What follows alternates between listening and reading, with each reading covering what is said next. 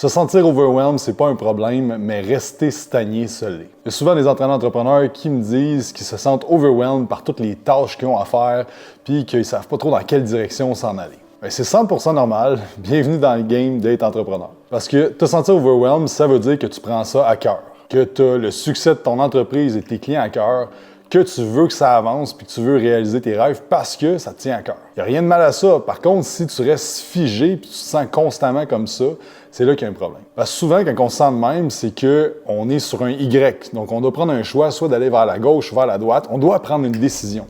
Et plus longtemps on reste sur le Y à se demander « je vais-tu là, je vais-tu ça, je fais-tu ça, je fais-tu ça », puis de constamment se poser des questions puis de ne pas prendre de décision, c'est là que ça devient très dur mentalement. Parce que le plus vite que tu prends des décisions dans une direction, bien, le plus vite que tu vois si ça marche ou pas, puis que tu peux, ensuite de ça, bien, rectifier le tir si c'est pas dans la bonne direction. Tu dois être capable d'analyser c'est quoi le réel frein de ton entreprise, puis de mettre toutes tes ressources là-dessus. Si tu veux qu'on t'aide à analyser qu'est-ce qui freine ton entreprise présentement, bien, dis-moi le mot « analyse », puis on va regarder ça ensemble.